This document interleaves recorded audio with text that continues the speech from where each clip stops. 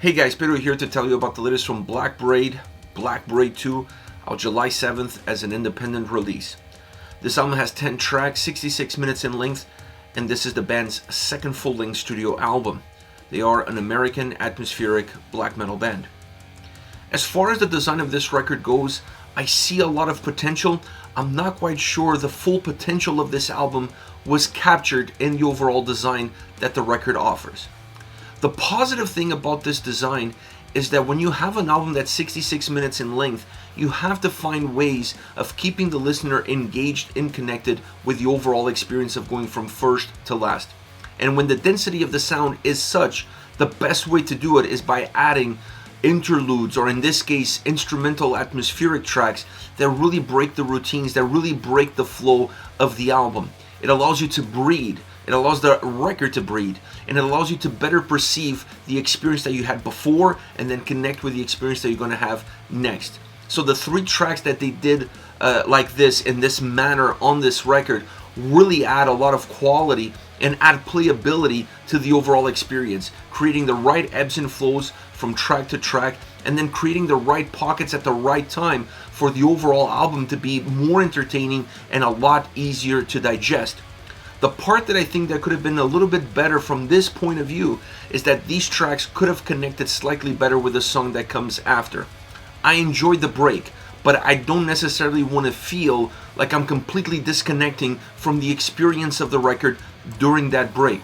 So allowing these songs to perhaps flow better into the track that follows would still give you that sense of a break, of a reprieve, but would also continue the overall fluidity of the record. The album would feel more continuous with no actual breaks becoming visible, even though that they were there in the design and in the execution.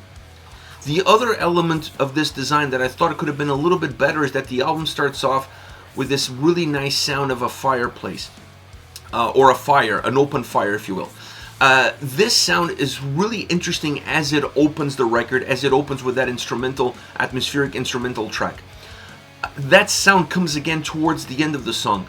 I would have rather see that sound return at the end of the album.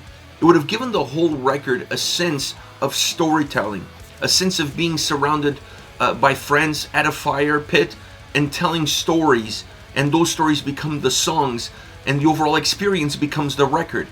Connecting those 2 dots, bringing that beginning all the way full circle to the end, would definitely allow this record to have a more complete approach. Having it at the beginning and ending of that opening song and not feeling a sense of continuation from it, it kind of leaves you wanting something a little bit extra, something a little bit more defined, something that I felt like it was missing, and something that could have given a more larger impact to the overall design and perception of this record. Closing the album with a Bathory cover, A Fine Day to Die, it's the perfect place to put a song like that. You don't want to disturb the overall flow of the record, so if you're going to create a cover, that's the place to put it. It feels like a bonus track. It doesn't hurt the album, it doesn't hurt what comes before it, and it's definitely a song that still matches the overall flow and feel that the record offers. As far as the sound is concerned, this is definitely an interesting sounding black metal record because it has elements of the past and it has elements of the present. I actually felt like the production on this album landed somewhere in between. Sometimes it feels very crisp, very clean, easy to define all the different layers, all the different texture of the sound on this album. There's a lot of texture on this record, but at the same time I love the grit, I love the fuzz that comes in from the guitars more often than not, creating that dark approach, that dark experience that it's so captivating when it comes to a black metal sounding record. So this album lives in between lines, or it lives in between worlds, and maybe that's one of the reasons why it's so captivating, because it doesn't feel old, it doesn't feel new, it feels fresh. It feels like it's a different look, a different approach at a genre that has had its mutations. So it becomes a little bit more consistent and becomes a little bit more identifiable with the band themselves, and that's exactly what you want. Create a sound experience that it doesn't matter when you're listening to this record or how you're listening to this record. The moment a song comes on, you can identify it with the band. So I love this production style. I love this ability to create a lot of texture, a lot of depth. This record has a lot of depth, and it's an album that's not afraid of going outside the box. When you look at the guitar sound, I already mentioned the grit, but I have to mention the acoustic elements that the record offers. You see them more often than not in the instrumental atmospheric tracks. That's exactly where they place it, and they leave it a little bit of a nugget in the back of your mind. They come back to it here and there, but those three tracks is really where you're going to see it being used in a way that has a direct impact. There are other moments within the record where you see those acoustic guitars coming through, and having them in those three tracks connects it with the experience that you're going to see outside of those three tracks. I really enjoy that more earthy vibe, that more earthy sound. It makes this album feel very connected and very grounded. But you also have flutes. This is an album that has a lot of earthy elements to it in the sound experience and in the atmosphere of that sound. The guitars with the acoustic allows them to be grounded, to be earthy, but then separate themselves from that and going into a much darker direction with that fuzz, with the heaviness, with the thickness, with the overall grit. Very direct at times, very driven at times, but also very melodic and very methodic. This is an album that has a lot of different characteristics as far as the overall guitar sound, and the DNA of each song, it's pretty much defined by that same guitar sound. The majority of the variations, the majority of the ebbs and flows in the sound experience on this record really comes from the guitars, the approach, and definitely the execution. As far as the drums are concerned, the drums travel. The sound of the drums is not stagnant on this album. It doesn't feel stopped in time. It doesn't feel like there is one approach and one size fits all. The drum sound feels like it has movement, almost like the wind, or almost like playing the drums outdoors and allowing the sound to travel freely with no boundaries whatsoever. That's how it comes across on this record. That also adds a little bit of an earthy experience to the album, but I feel like it adds more depth than anything else. It makes the record feel a lot larger, a lot bigger, adding more volume, more presence all around. Vocally, an outstanding performance, and I think the best thing I can say about the vocals on this record is that more than singing, it feels like there's a story being told with every single song. The way the vocals come across, they come across more often than not than a storytelling aspect. They have that vibe, they have that atmosphere to them, that texture to them, that more than just singing, it's telling a story in a singing format. And I really enjoy that because the record has a lot of storytelling characteristics to the sound, to the experience, and definitely in the atmosphere. So adding that ability, that natural ability to the way the vocals come across really completes this overall record, which is, in my mind, the best album that I've heard so far when it comes to black metal in 2023. It's fresh, it's different, it's interesting, well-grounded. Once again, the design and structure could have been a bit better in order to better complete the overall package, but I'm not going to hold that against them because sound-wise and individually from song to song, this album has a lot to offer. As far as favorite songs are concerned, I want to start off with The Wolf That Guides the Hunter's Hand. Driven, dark, melodic. This song is pretty much all of the above. The guitars punch through with melody and definitely direction. The drums give thickness, depth, that sense of movement in the drums, really well defined in this song.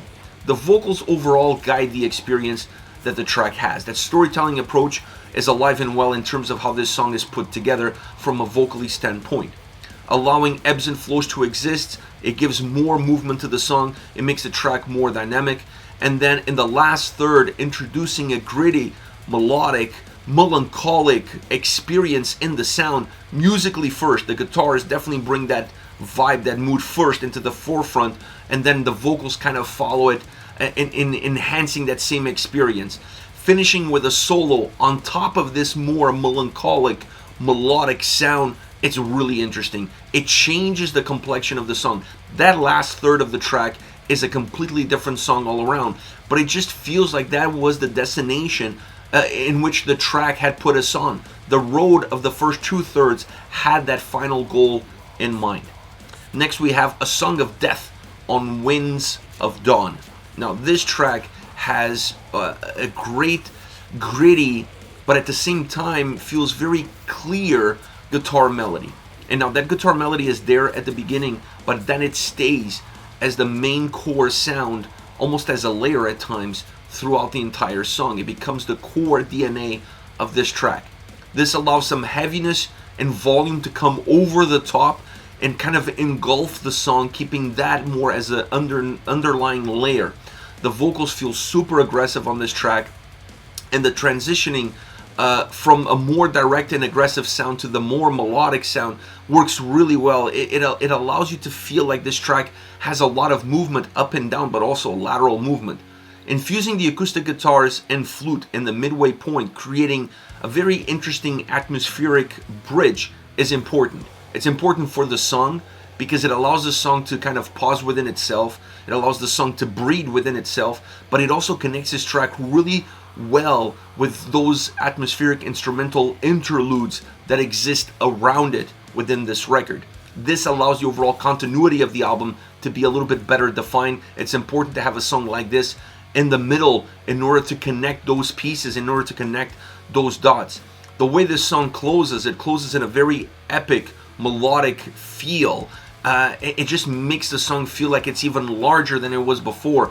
Definitely the climax is towards the end, and once you go through that atmospheric bridge that's very stripped down, everything that comes after is naturally going to feel 10 times bigger, and that's exactly what happens. Last but not least, Twilight, Hymn of Ancient Blood. Fuzzy guitar sound, almost sludgy at times, and I really like the fuzz on the guitar. It's really well defined. It pops quite a bit in the mix. Easy to tell, easy to see, easy to hear, easy to feel.